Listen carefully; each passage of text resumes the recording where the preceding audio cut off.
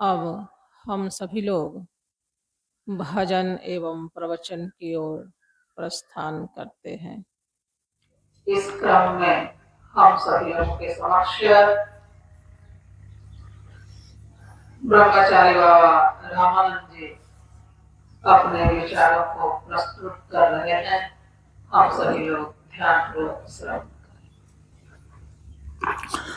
परम गुरु ब्रह्म ऋषि भगवान प्रशांत गुरु बाबा के श्री चरणों में कोटिन कोटिन नमन। ज्ञान मार्ग सत्संग के सानिध्य में उपस्थित सभी देवतुल्य सत्संग प्रेमियों नमो नारायण। प्रवचन बिंदु योग। योग का अर्थ जोड़ना होता है। अपने लघु चेतना को परम चेतना से जोड़ने का नाम योग है। लघु चेतना जीव, परम चेतना ईश्वर अर्थात गुरु। निराकार में जिस सत्ता को आप ईश्वर कहते हैं, साकार में उन्हीं को गुरु कहते हैं। ईश्वर प्राप्त दिव्यभूतिमान गुरु होते हैं।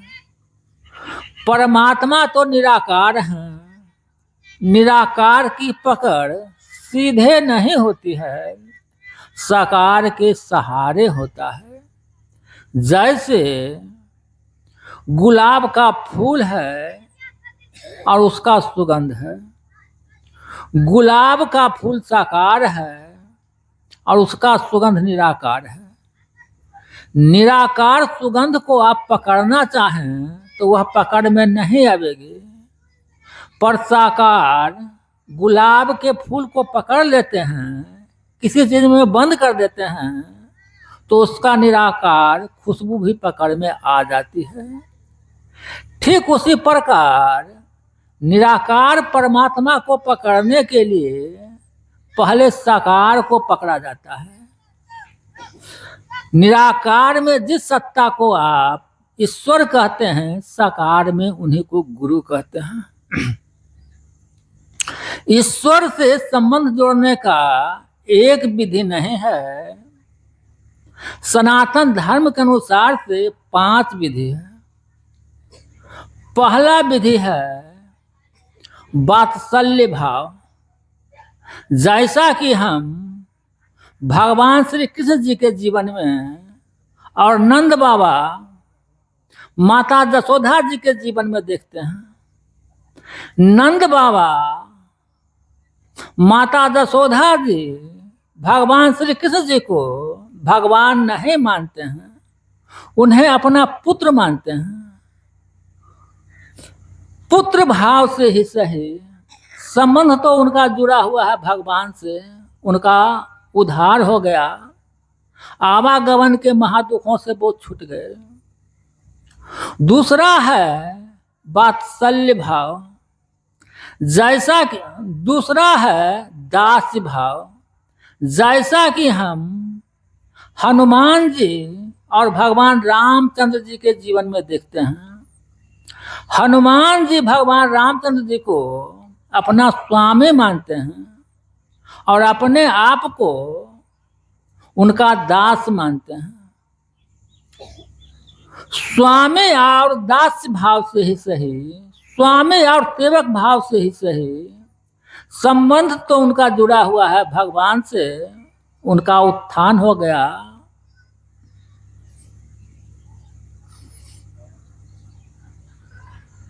तीसरा है सखा भाव। जैसा कि हम भगवान श्री कृष्ण जी के जीवन में और अर्जुन जी के जीवन में देखते हैं। अर्जुन जी भगवान श्री कृष्ण जी को भगवान नहीं मानते हैं, अपना सखा मानते हैं।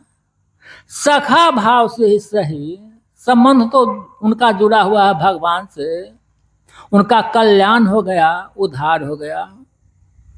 चौथा है वैर भाव। जैसा कि हम कंस के जीवन में देखते हैं, सुपाल के जीवन में देखते हैं, रावण के जीवन में देखते हैं, वो भगवान से बैर ही किया, बैर भाव से ही सही, संबंध तो उनका जुड़ा हुआ है भगवान से। वो आवागमन के महादुखों से छूट गए।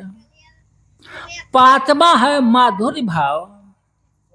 पति पत्नी जैसा, जैसा कि हम मीराबाई के जीवन में देखते हैं, ब्रज की गोपियां के जीवन में देखते हैं, कुब्जा के जीवन में देखते हैं, वो भगवान श्री कृष्ण जी को पति भाव से उपासना किए, पूजा किए।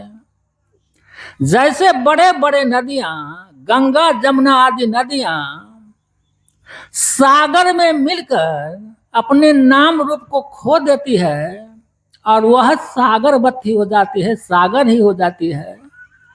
ठीक उसी प्रकार मीराबाई, ब्रज की गोपियां आदि अनेकों ने परम प्रेम के द्वारा भगवान में इतना तन्मय हो गए कि वो अपने कहलाने वाले शरीर और संसार को भूल गए और परमात्मा के साथ एक हो गए। चाहे हम जिस किसी भी भाव से भगवान से संबंध जोड़ते हैं, भगवान में अपना मन को लगाते हैं, तो चित्त वृत्तियां जो है हमारा भगवान में ही जाकर जुड़ती है। इसलिए चित्त वृत्तियां भगवानमय हो जाती है और उस जीव का कल्याण हो जाता है। मनुष्य के जीवन में जीवन ही सबसे बड़ी चीज है। इस जीवन का निर्माण प्रकृति और ब्रह्म के संयोग से हुआ है। प्रकृति का अंश रूप यह शरीर है, अर्थात शरीर प्रकृति संपदा है। इस शरीर को चलाने वाला चेतन आत्मा है, आत्मा ईश्वर का अंश है, अर्थात आत्मा ईश्वरीय संपदा है। शरीर की पूर्णता स्वास्थ्य में है और आत्मा की पूर्णता शांति में है, अतः जीवन की पूर्णता स्वास्थ्य और शांति में है। प्रकृति त्रिगुणात्मक है। प्रकृति के 3 गुण हैं, सतोगुण, रजोगुण और तमोगुण। प्रकृति से ही बना हुआ मनुष्य का शरीर है। मनुष्य भी 3 प्रकार के होते हैं। कोई व्यक्ति सतोगुणी होते हैं, कोई रजोगुणी होते हैं, कोई तमोगुणी होते हैं, पर सबों का आशा और प्रयास एक ही होता है, सुख शांति की स्थापना करना, सुख शांति की प्राप्ति करना।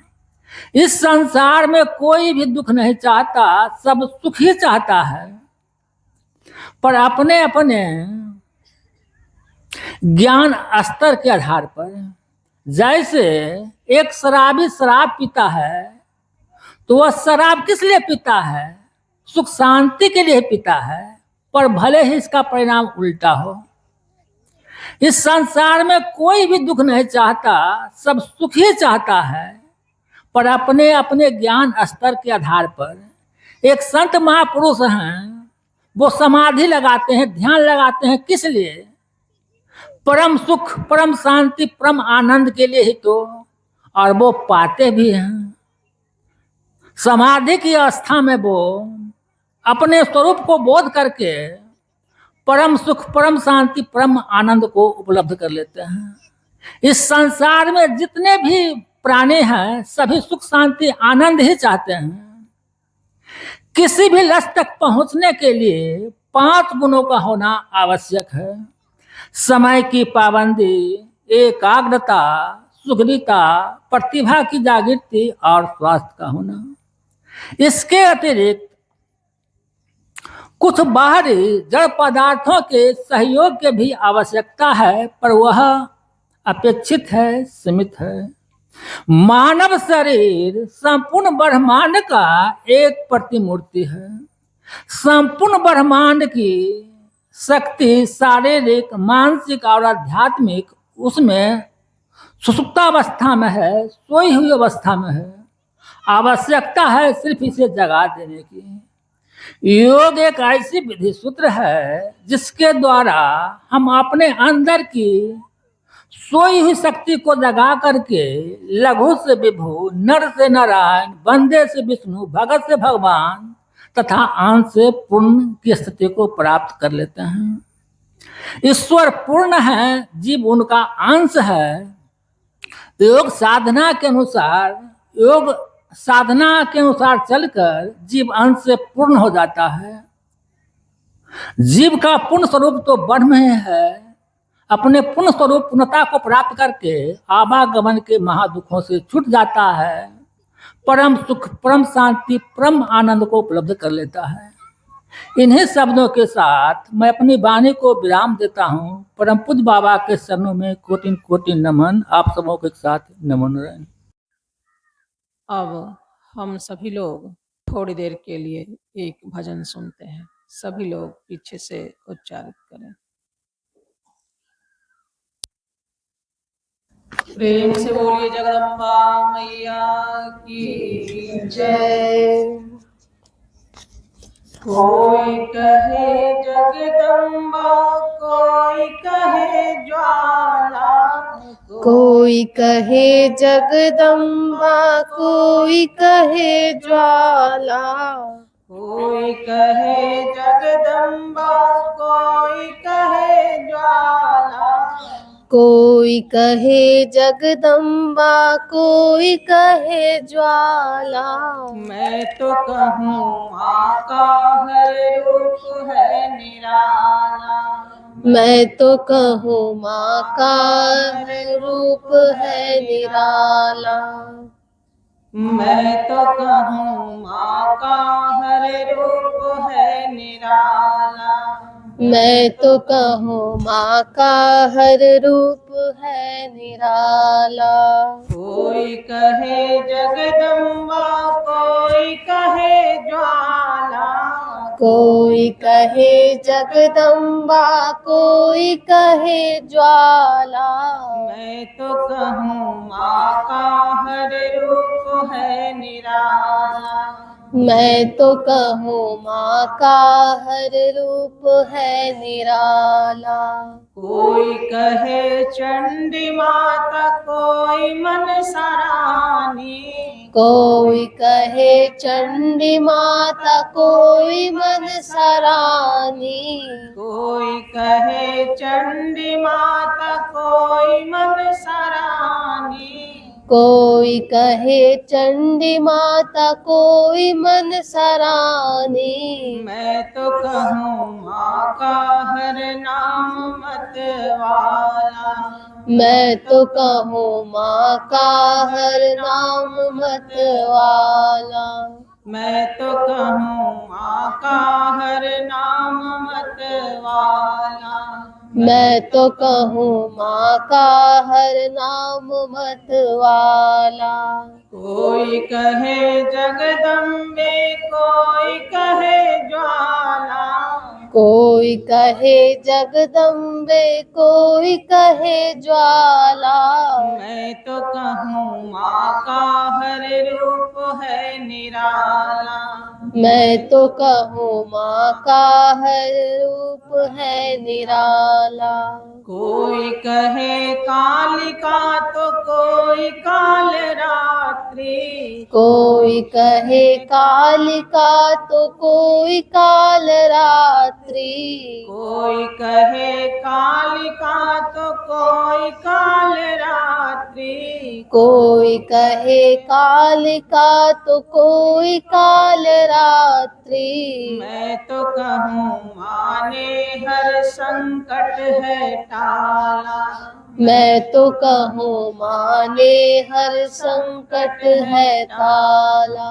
मैं तो कहूँ माने हर संकट है टाला, मैं तो कहूँ माने हर संकट है टाला।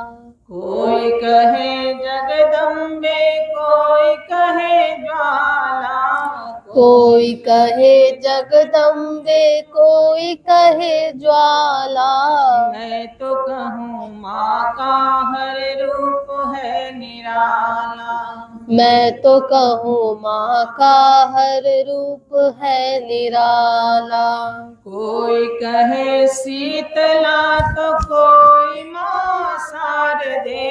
कोई कहे शीतला तो कोई माँ शारदे। कोई कहे शीतला तो कोई माँ शारदे। कोई कहे शीतला तो कोई माँ शारदे। मैं तो कहूँ हर माँ का हर नाम है सुख देने वाला। मैं तो कहूँ नाम माँ माँ का सुख देने वाला। मैं तो कहूँ नाम माँ का सुख देने वाला। मैं तो कहूँ नाम माँ का सुख देने वाला। कोई कहे शीतला तो कोई माँ शारदे। कोई कहे शीतला तो कोई माँ शारदे। मैं तो कहूँ नाम माँ का सुख देने वाला। मैं तो कहूँ नाम माँ का सुख देने वाला। कोई कहे जगदम्बे कोई कहे ज्वाला। कोई कहे जगदम्बे कोई कहे ज्वाला। मैं तो कहूँ माँ का हर रूप है निराला। मैं तो कहूँ माँ का हर रूप है निराला। कोई कहे शाकंभरी कोई महागौरी। कोई कहे शाकंभरी कोई महागौरी। कोई कहे शाकंभरी कोई महागौरी। कोई कहे शाकंभरी कोई महागौरी। मैं तो कहूँ माने है सबको ही पाला। मैं तो कहूँ माने है सबको ही पाला। मैं तो कहूँ माने है सबको ही पाला। मैं तो कहूँ माने है सबको ही पाला। कोई कहे जगदम्बे कोई कहे ज्वाला। कोई कहे जगदम्बे कोई कहे ज्वाला। कोई कहे जगदम्बे कोई कहे ज्वाला। कोई कहे जगदम्बे कोई कहे ज्वाला। मैं तो कहूँ माँ का हर रूप है निराला। मैं तो कहूँ माँ का हर रूप है निराला। मैं तो कहूँ माँ का हर रूप है निराला। मैं तो कहूँ माँ का हर रूप है निराला। मैं तो कहूँ माँ का हर रूप है निराला। मैं तो कहूँ माँ का हर रूप है निराला। प्रेम से बोलिए जगदम्बा मैया मैया की की जय। सर्वश्रुति शिरोरत्नम् विराजित पदाम्बुजः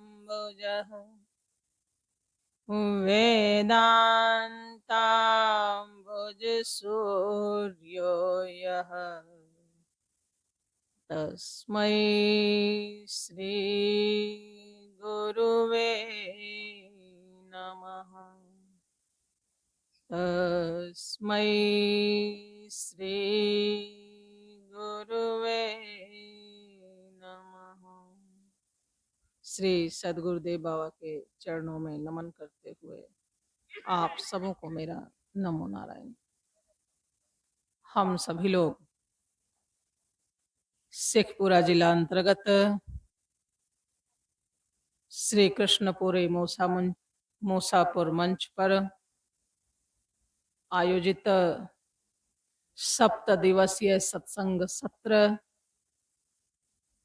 जो 2025 ईस्वी के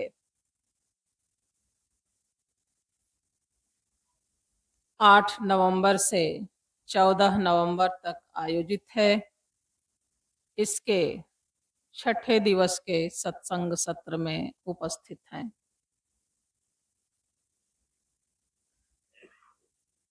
विचार करते हैं कि जीवन में यदि सत्संग की उपलब्धि न हो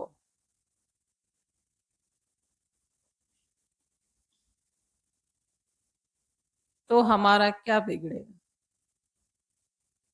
जैसे बहुत सारे लोगों का प्रश्न होता है कि सत्संग में जाने पर हमें लाभ क्या होगा, तो कई बार लाभ समझ में नहीं आता,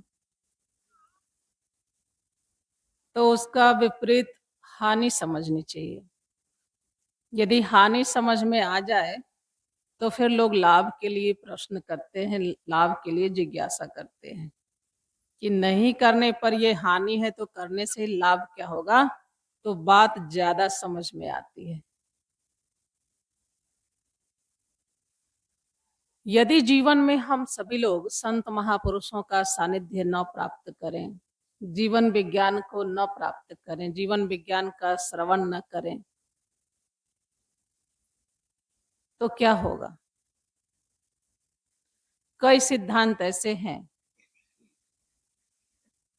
ये कोई सामान्य सिद्धांत नहीं बल्कि दर्शन के आधार पर ऐसे सिद्धांत हैं कि यावत जीवेत सुखम जीवेत,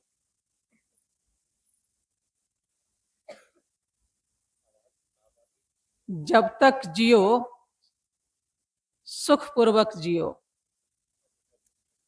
सामान्य भाषा में आप कह सकते हैं कि खाओ पियो और मौज करो। जीवन इतना ही है कि खाओ पियो और मौज करो। फिर इसमें सत्संग की आवश्यकता ये कहां से आन पड़ती है।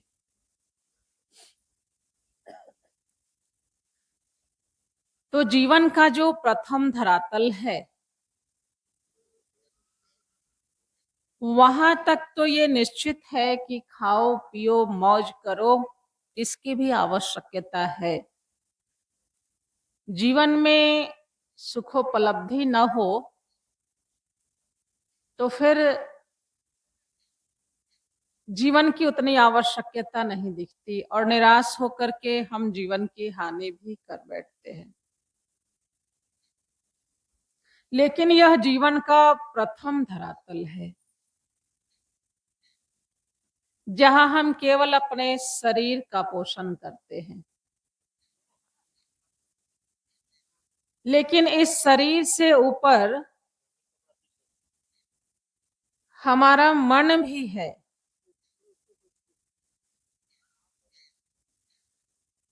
ध्यान पूर्वक श्रवण करिए। मैं निवेदन कर रही हूं कि शरीर के धरातल पर खाओ पियो और मौज करो, ये तो बहुत अच्छा सिद्धांत मालूम पड़ता है। शरीर के धरातल पर ये सही भी है, शरीर की सुरक्षा भी इससे होती है, शरीर को सुख मिलता है, सुखानुभूति होती है। लेकिन मन के धरातल पर आप देखेंगे कि चाहे कितने अच्छे से अच्छा आपको व्यंजन दे दिया जाए, बहुत अच्छे अच्छे भोजन सामग्रियां आपको खिलाई जाए, लेकिन आपकी मानसिक स्थिति यदि सही नहीं हो, शोक की स्थिति हो, तो आपको वो भोजन भी अच्छा नहीं लगता।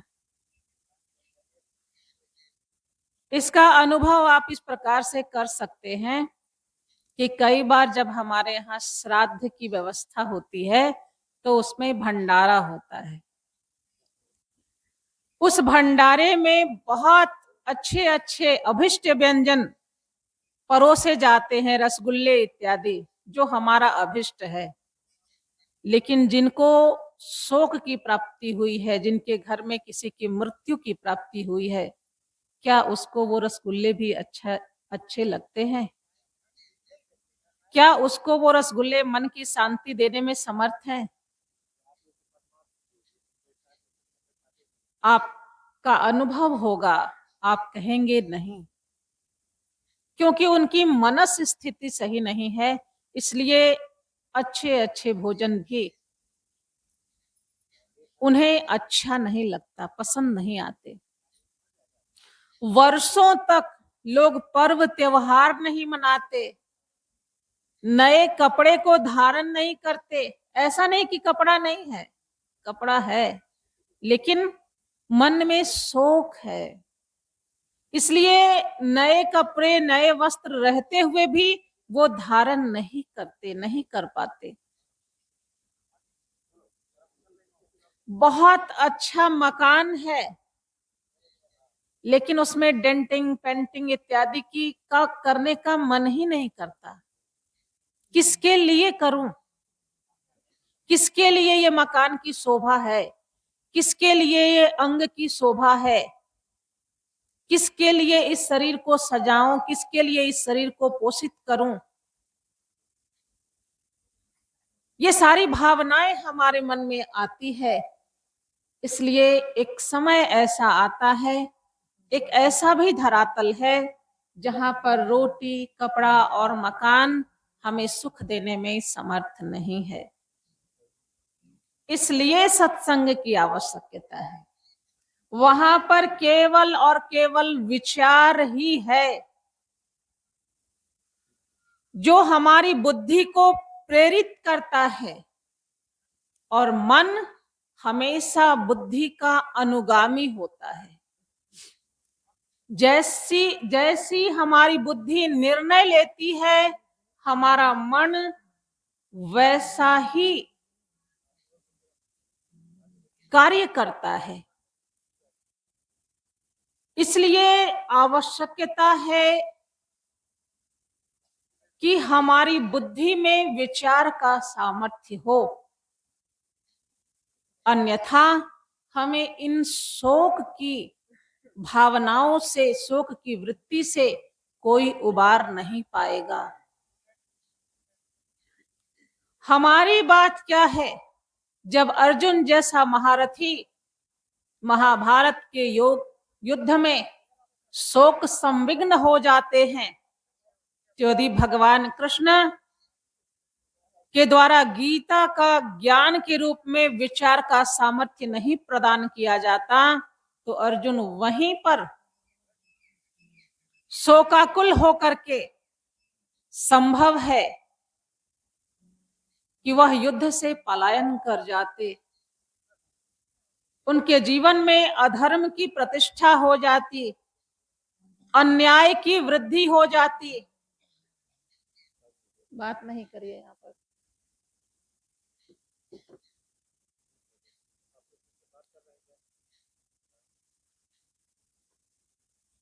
इसलिए भगवान श्री कृष्ण के दिए हुए विचारों के द्वारा ही अर्जुन की जो मानसिक स्थिति है, जो शोक संविग्न स्थिति है, वह दूर हो पाती है।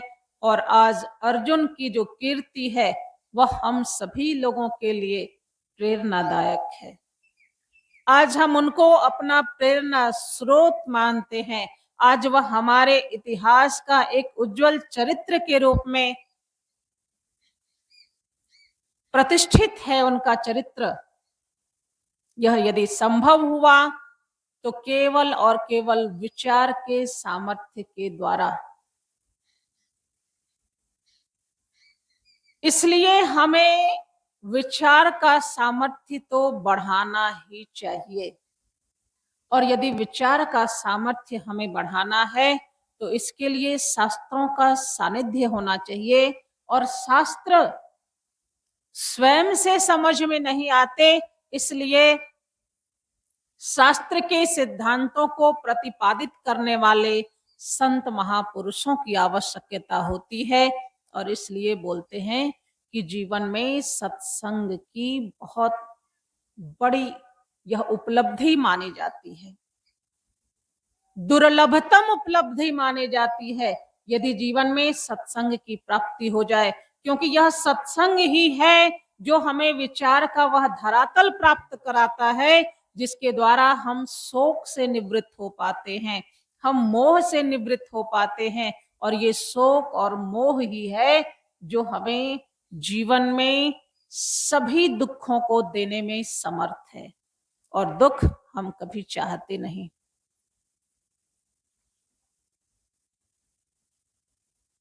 बोले कि विचार करने के पश्चात भी जीवन में शोक की परिस्थिति तो आती ही है। ऐसा थोड़ी है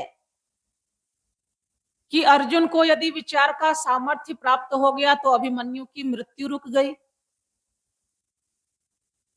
मृत्यु तो नहीं रुकी, शोक की प्राप्ति तो होती ही है। फिर ऐसे विचार का क्या लाभ? जब हमारे घर में या हमारे प्रियजनों का वियोग हमें सहना ही पड़ेगा, शोक की प्राप्ति होनी ही है, फिर विचार का क्या फायदा?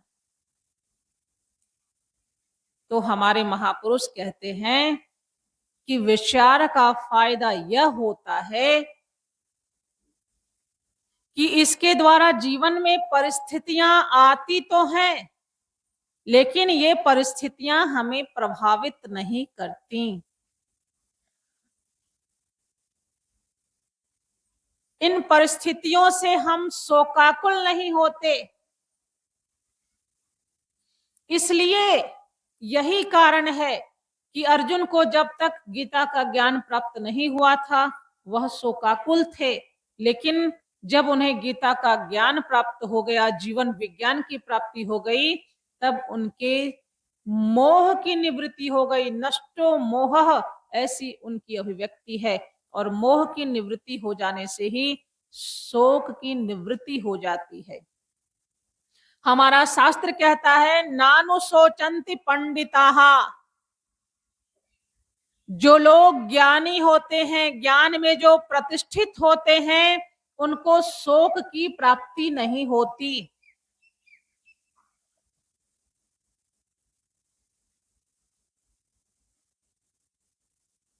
कहते हैं कि महात्मा बुद्ध जब भ्रमण कर रहे थे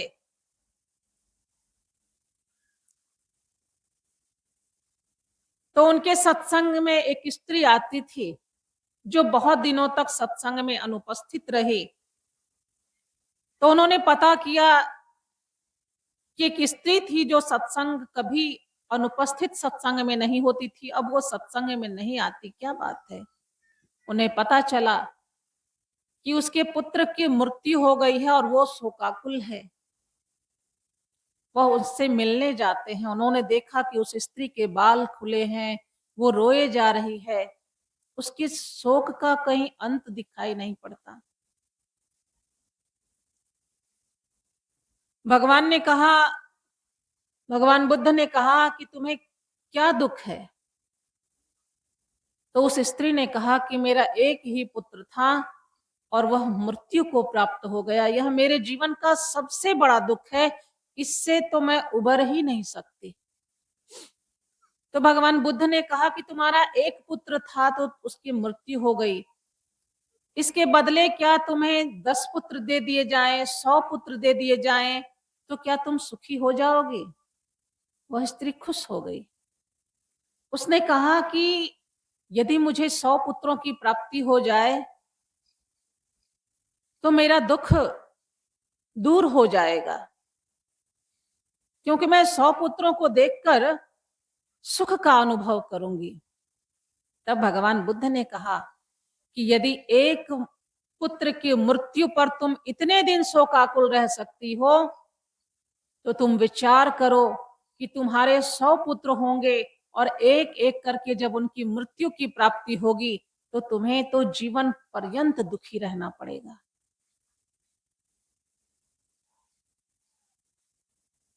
इसलिए चूंकि मृत्यु निश्चित है, जातस्य ही ध्रुवम मृत्यु हो ध्रुवम जन्म मृतस्य च, जिनका जन्म होता है उनका मृत्यु भी निश्चित है, और जिनकी मृत्यु निश्चित है उनका जन्म भी पुनः निश्चित है। यह शास्त्रीय सिद्धांत है, यह वैदिक सिद्धांत है, यह सनातन सिद्धांत है। इसलिए जब बाली की मृत्यु होती है तो भगवान कहते हैं माता तारा से कि यदि तुम शरीर के लिए रो रही हो तो प्रकट सो तनु तब आगे सोवा, और यदि तुम इस शरीर में स्थित जीव के लिए रो रही हो तो जीव नित्य के ही लगी तुम रोवा। जीव तो नित्य है, यह तो फिर से जन्म ले लेगा, तो फिर शोक किस बात की। इस प्रकार से जब हम जीवन के विज्ञान को इस प्रकार से समझते हैं, जीव के स्वरूप को समझते हैं, तो यह ज्ञान हमारे शोक की निवृत्ति करने में समर्थ हो जाता है। और इसी ज्ञान का उपदेश किया भगवान श्री कृष्ण ने अर्जुन को। भिन्न भिन्न उदाहरण दिए, दृष्टांत दिया, वासांस जीर्णान यथा विहाय इत्यादि। जिस प्रकार से हम अपने शरीर से पुराने वस्त्रों को बदलते हैं, वैसे ही यह जीव शरीर को बदलता है।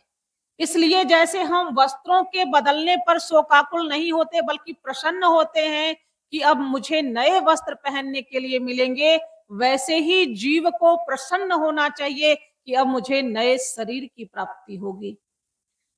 जो जीर्ण शीर्ण शरीर था वह छूट गया, अब एक नए शरीर की प्राप्ति होगी। और हम जैसा शरीर चाहते हैं, जैसी योनि चाहते हैं, वैसे वैसे सत्कर्मों का अनुष्ठान हमारे शास्त्र में प्रतिपादित किए गए हैं। वैसे कर्मानुष्ठान के पश्चात निश्चित है कि हमें वही गति प्राप्त होती है। यहां तक कि हम शरीर के प्राप्ति से भी छूट जाते हैं, जन्म और मृत्यु के चक्र से छूट जाते हैं। हमारे यहाँ ऐसे ऐसे वैदिक सिद्धांत हैं। इसलिए नानु सोचंति पंडिताः, जो ज्ञानवान लोग हैं, जिनको जीवन का ये विज्ञान प्राप्त है, वो किसी की मृत्यु पर, किसी के वियोग से शोकाकुल नहीं होते, शोक की निवृत्ति हो जाती है। इसलिए जीवन में दुखद परिस्थितियां तो आती हैं, लेकिन हमारी बुद्धि की प्रौढ़ता के कारण से हमारी मन स्थिति को वह परिस्थितियां प्रभावित नहीं कर पाती। यह ज्ञान का परिणाम होता है। अब फिर भी मान लें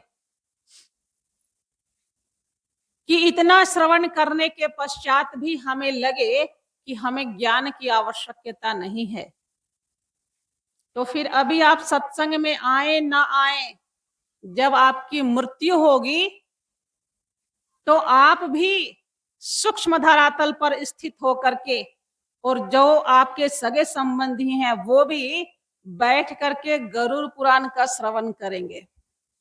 वो भी कथा है, वो भी ज्ञान है। उसमें बताया जाता है कि जीव को किन किन कर्मों के परिणाम स्वरूप किन किन लोकों की, किन किन गतियों की प्राप्ति होती है। और ये विधान है हमारे यहाँ कि श्राद्ध कर्म में गरुड़ पुराण का श्रवण किया जाता है। तो आप अभी सुने या ना सुने, मरने के पश्चात आपको सुनना ही पड़ेगा। कहा कि किसने देखा है, मरने के पश्चात दूसरे लोग सुनेंगे, मरने वाला थोड़ी ही सुनता है, मरने वाला भी सुनता है। और न, जब तक नहीं सुनता तब तक उसकी गति की निवृत्ति नहीं होती, उसकी अधोगति हो जाती है। ऐसा कहीं कोई प्रसंग है क्या? आप सभी लोगों ने श्रीमद् भागवत महापुराण में धुंधुकारी की कथा का श्रवण किया होगा।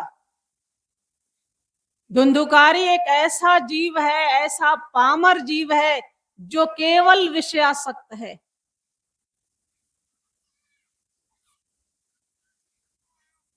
भागवत में इनकी कथा आती है कि एक ब्राह्मण हुए जिनका नाम था आत्माराम, और इनकी पत्नी का नाम था धुंधलीना, जो अंधकार में रहने वाली हो, अर्थात अज्ञानी।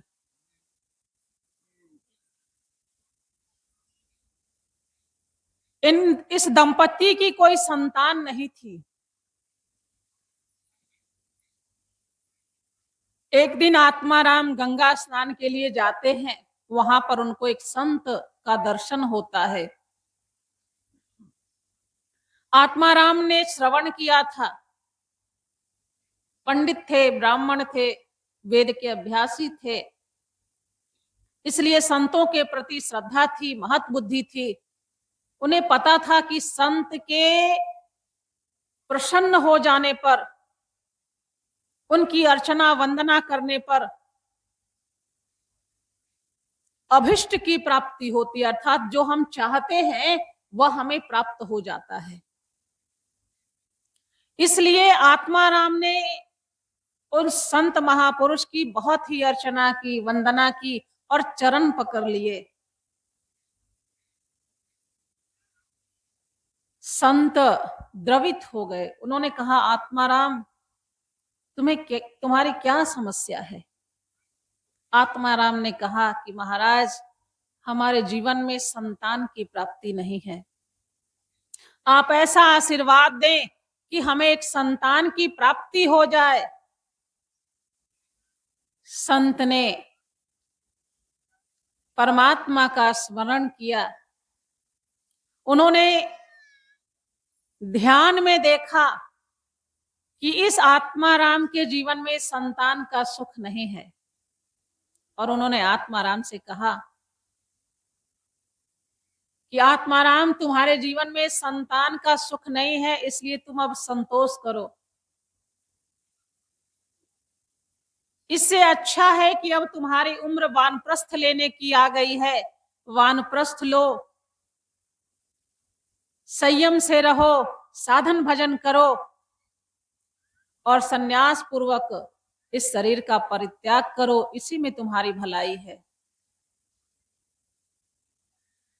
लेकिन आत्माराम कहाँ मानने वाले थे। उन्होंने कहा कि नहीं नहीं, अभी मैं वानप्रस्थ कैसे ले सकता हूं, अभी तो मुझे गृहस्थाश्रम में ही रहना है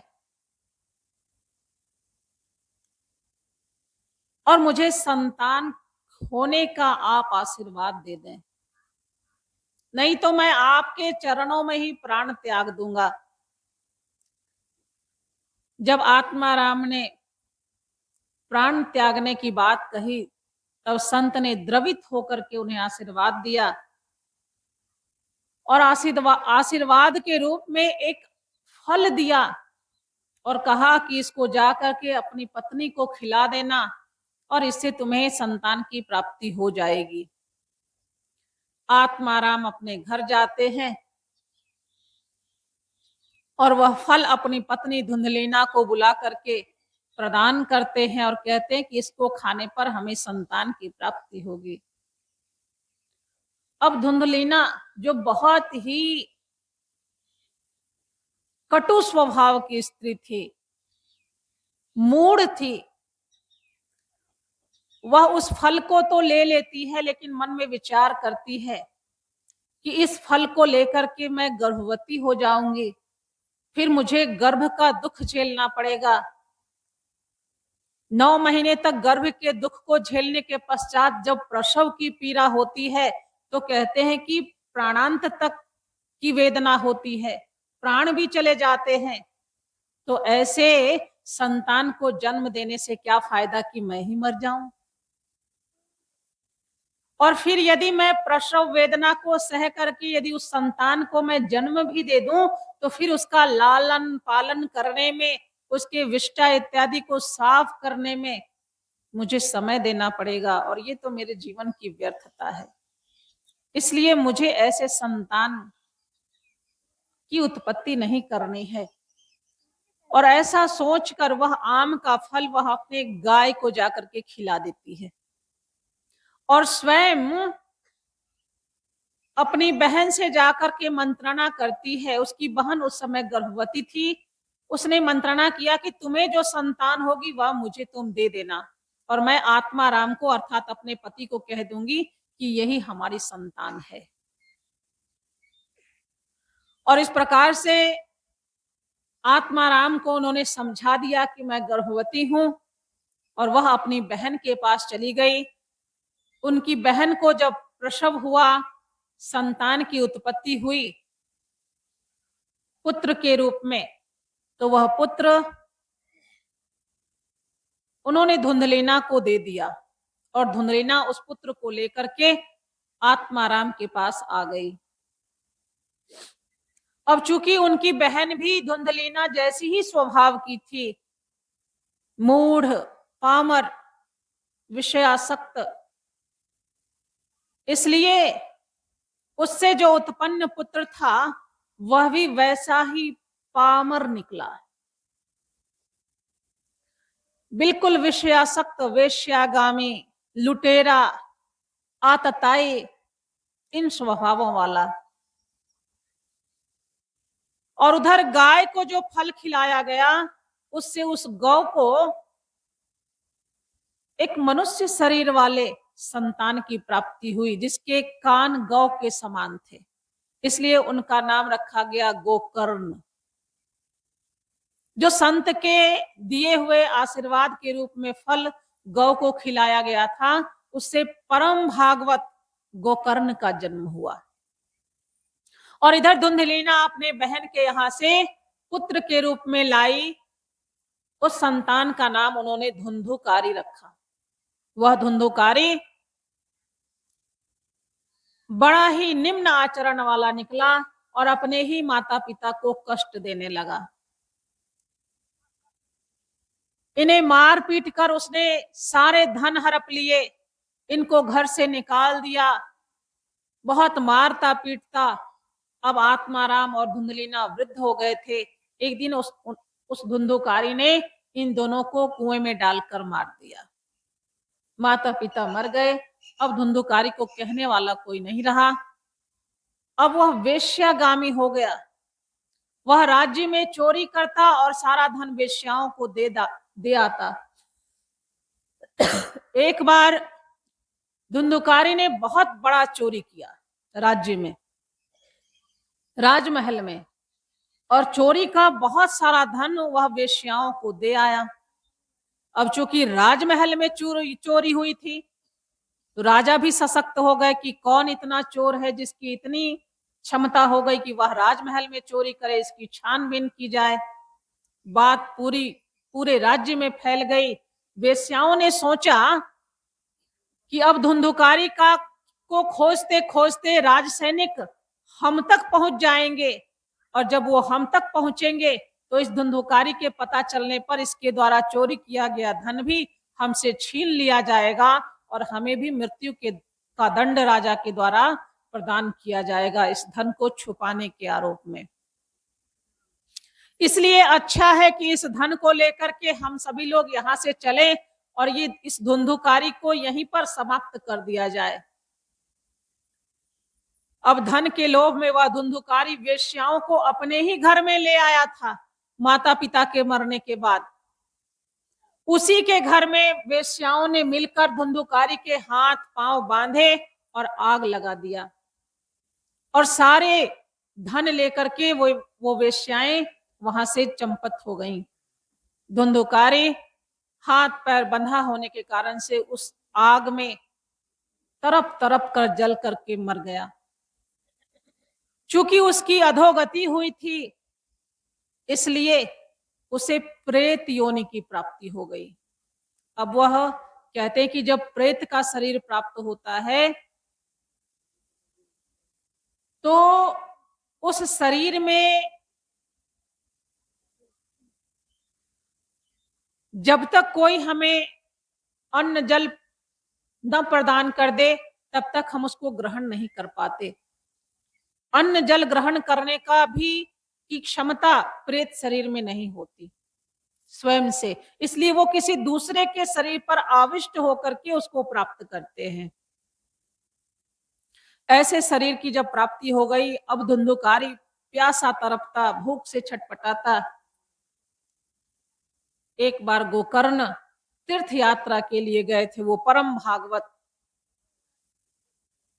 पुण्यात्मा जब अपने घर को वापस लौटे, तब उन्होंने उस घर में देखा कि यहाँ तो कोई रोने की आवाज आ रही है। तड़पने की आवाज आ रही है, क्रंदन की आवाज आ रही है। तब उन्होंने पूछा कि आप कौन हो जो इतने कष्ट में मुझे दिखाई पड़ते हो? तब धुंधुकारी ने कहा कि मैं आपका छोटा भाई धुंधुकारी हूँ और मुझे इस प्रकार से वेश्याओं ने मार दिया है और मेरी इस प्रकार से दुर्गति हो गई है और मैं ही प्रेत शरीर को प्राप्त हो गया हूँ। मेरी मुक्ति किस प्रकार से हो सकती है? मुझे इस प्रेत शरीर से छुटकारा कैसे मिल सकता है? आप कृपा करके कोई उपाय करें जिससे कि मैं इस प्रेत शरीर से, इस यातना शरीर से मैं छूट सकूं।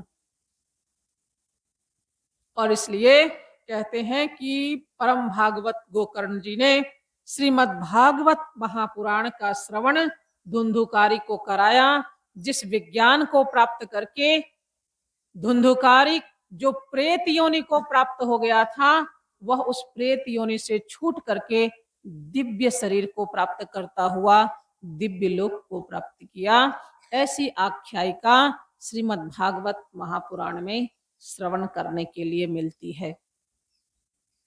इस प्रकार से हम देखते हैं कि जीवन विज्ञान के अभाव में हमारा जीवन पामर का जीवन होता है, विषयासक्त जीवन होता है और विषयों में रच पच करके हम निकृष्ट कर्मों का अनुष्ठान करके, दुष्कर्म का अनुष्ठान करके अधोगति को प्राप्त हो जाते हैं, जिस प्रकार से धुंधुकारी को अधोगति की प्राप्ति हो गई। और इस अधोगति से हमें मुक्ति तभी मिल सकती है जब हम इस जीवन विज्ञान को प्राप्त करते हैं। इसलिए मरने के पश्चात जब धुंधुकारी को श्रीमद् भागवत महापुराण का श्रवण कराया गया, उस जीवन विज्ञान का श्रवण कराया गया, तब जाकर के धुंधुकारी को प्रेत शरीर से, यातना शरीर से मुक्ति मिल सकी। इस प्रकार से यदि हम जीवित रहते, इस ज्ञान विज्ञान को नहीं प्राप्त करते, सत्संग को का श्रवण नहीं करते, तो मरने के पश्चात तो फिर धुंधुकारी की तरह श्रवण करना ही पड़ेगा। और आप देखते हैं कि हम लोग पुण्य आत्माओं के उद्धार के लिए श्रीमद् भागवत महापुराण की कथा की आज भी प्रचलन है। आज भी हम लोग कथा कराते हैं, गया इत्यादि में पिंडदान करते हैं, ब्राह्मणों को भोजन खिलाते हैं, सत्संग कराते हैं ताकि हमारे पूर्वजों का उद्धार हो सके। तो इसलिए मरने के पश्चात, यातना शरीर को प्राप्त करने के पश्चात श्रवण करने से अच्छा है कि इस शरीर में ही उस ज्ञान विज्ञान का श्रवण करके, उस ज्ञान विज्ञान का लाभ लेते हुए हम जीवन में सत्कर्म का अनुष्ठान करते हुए सदगति को प्राप्त करें, उत्तम गति को प्राप्त करें, ताकि हमें यातना शरीर की प्राप्ति न हो, अधोगति की प्राप्ति न हो। इसलिए मैंने निवेदन किया था कि सत्संग नहीं करने से क्या होगा? सत्संग नहीं करने से हम उस जीवन विज्ञान को नहीं जान पाएंगे, जिसको जान करके हम उत्तम गति को प्राप्त कर सकते हैं। और इस ज्ञान के अभाव में हम धुंधुकारी की तरह अधोगति को प्राप्त हो सकते हैं। इसलिए यदि हम इस अधोगति से बचना चाहते हैं, यातना शरीर से बचना चाहते हैं, मरणोपरांत जो उद्धार की प्रक्रिया है उससे बचना चाहते हैं, तो जीवन रहते ही हम यह उपाय करें कि हम जीवन में सत्कर्म का अनुष्ठान करते हुए सदगति को, उत्तम गति को प्राप्त कर सकें। इन्हीं शब्दों के साथ मैं अपनी वाणी को विराम देती हूँ। श्री सद्गुरुदेव बाबा के चरणों में नमन करते हुए आप सबों को मेरा नमो नारायण।